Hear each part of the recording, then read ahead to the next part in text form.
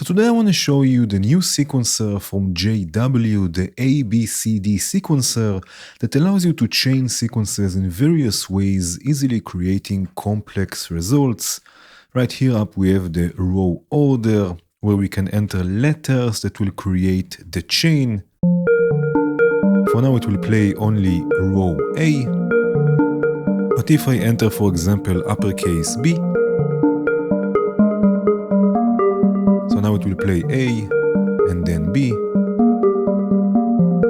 Lowercase will play the row in reverse. So for example, we can have AB and then BA in reverse.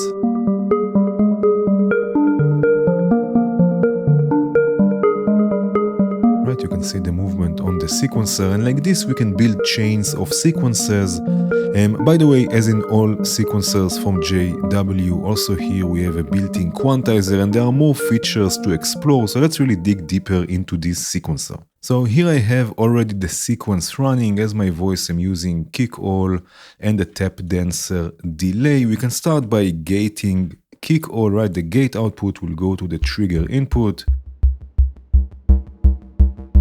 Right, and already we get gates. We can also turn gates on and off. So for example, for now it will play only row A. So let's go with 2, 3, 5, and 8. Turn them off.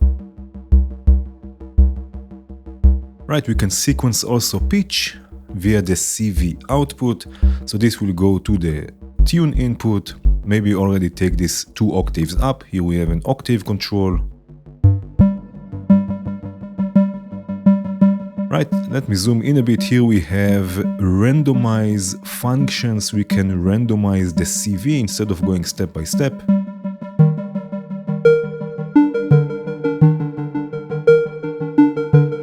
Right, so we have also now a pitch sequence.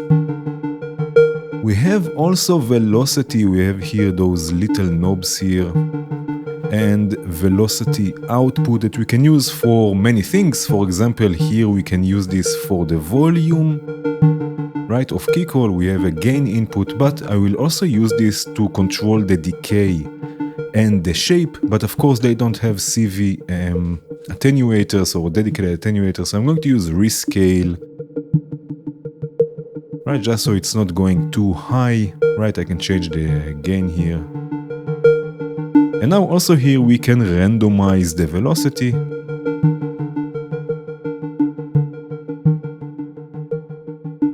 Maybe change this also a bit.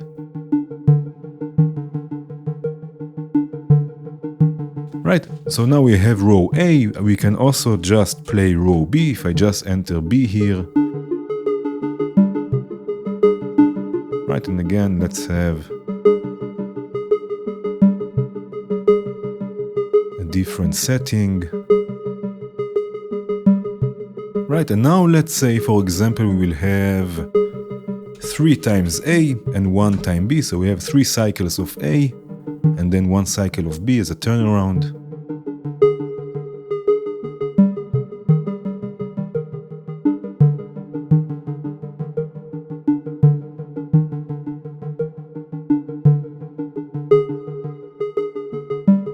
Right, so we have a nice sequence with some variation. We also have the end of cycle output, this one here. This will output a trigger whenever the cycle of all the chains or all the chain is ending. You can see here I have AB, AC, AB again, and then C and D again. You can chain multiple rows and create lots and lots of variation.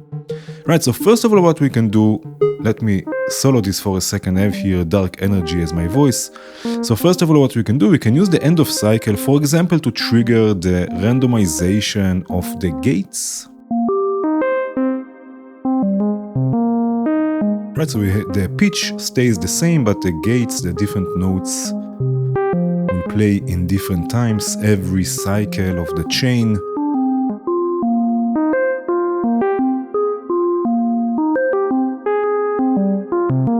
Something like this. Another thing I really like doing with end of cycle outputs is sending a copy of the voice to another VCA, which I have here. Let me unsolo this. Right, and then from this VCA to some processing, I have here the delay from Surge XT and Nimbus, which is basically Cloud's clone, also from Surge XT. And then the end of cycle output, whenever the cycle ends, right, it will send this copy to the processing together with an envelope here.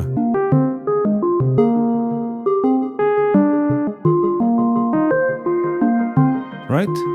So we have a delay and the pitch here. We have also a pitch shifter on Nimbus. Right, and this will happen with each end of cycle. Since the gates are randomized, every end of cycle the sequence will be a bit different.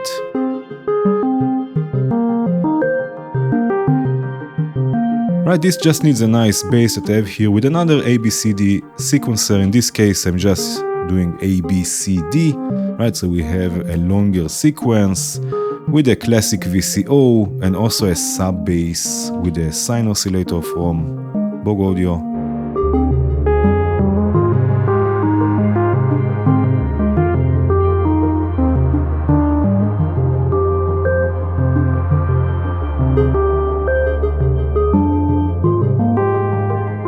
Here I have a sequence with Aurus from CV Funk. Let me zoom in a bit. Right, again, I'm using for now just row A. This is going through some delay and the filter. Right, it will sound like this. And now, first of all, in the right-click menu of the sequencer, right, we have the different options or possibilities for the letters we can enter. So for example, you can see here O will jump to any other row. So if I enter now O, right, we have A, then it will jump to a random row other than A, it will not repeat A. Right, we have also, for example, S that will repeat the last row. Since it's random, it will repeat it. So let's have SS, right? So we have 1 time A and then 3 times the random row that was selected.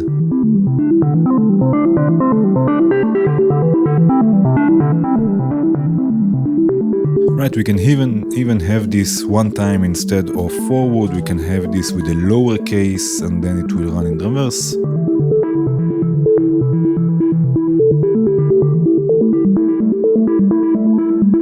Right, so again, lots and lots of options for chaining sequences in all sorts of different ways and creating complex and interesting sequences. But we have also CV inputs that we can use. Right, for example, here we have the octave control with a CV input. So we can control the octaves externally. For example, here I have the note sequencer 16, also from JW. You can see it's running randomly and I can use this to create random octave jumps. Right, so this will add even more movement. We also have here the root note, also with the CV input. So I have here something like the ADDR sequencer that I can use to sequence the root note and to drive the ADDR. I will use the end of cycle. So with each cycle, the ADDR will advance once and we have 3 normal or 3 Cs and then it will be transposed.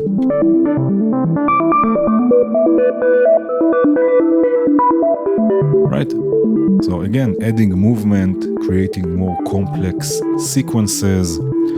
Here I have also drums, another sequencer from JW, the Triggs sequencer. I have here a kick drum and hi-hats with tremor 2.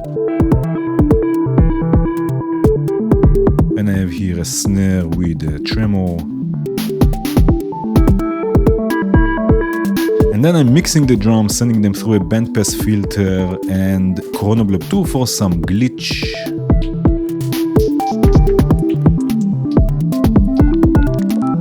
And I have here a bass with another sequencer from JW, the DivSec, also an interesting sequencer.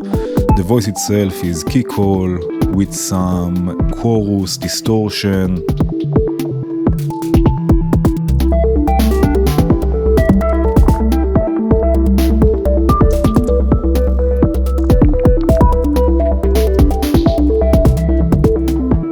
sequence with the FM2 VCO from Surge XT, right, going through some delay, and here I have a different combination, as you can see, of rows, 3 times AB, 3 times AC, 3 times AD, right, so you can really create all sorts of different combinations. But now instead of having all 4 sequences with 8 steps, we can set different lengths for each sequence. Right here we have the length control, so let's say for example the first row A will have only 7 steps, then B will stay with 8, then let's say here 5 steps and then 4.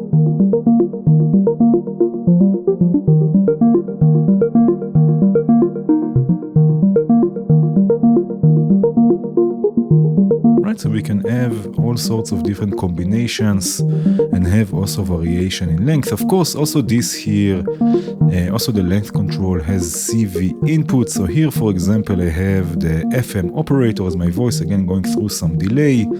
Let me solo this. Right, and I have the ADDR sequencer, right, again with the end of cycle output, sequencing the length of the first row. So with each cycle, the A row is a bit different.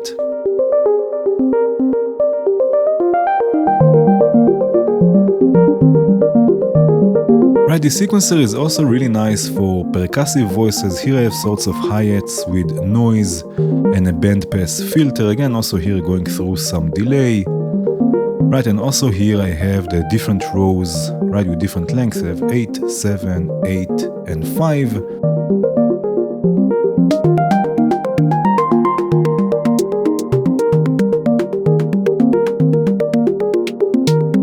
By the way, here I'm using the CV output not for pitch. You can take the scale all the way up, so it's not quantized to anything, and then together with the range all the way up, you get basically another CV output that you can use for anything other than pitch. Just for fun, I have here also a drone with the octaves, VCO, some chorus, some delay. So as you can see, this sequencer is quite fun. It's very beginner friendly also. You can easily create interesting and complex results. Please consider supporting the development of this collection. Thank you for watching. Cheers.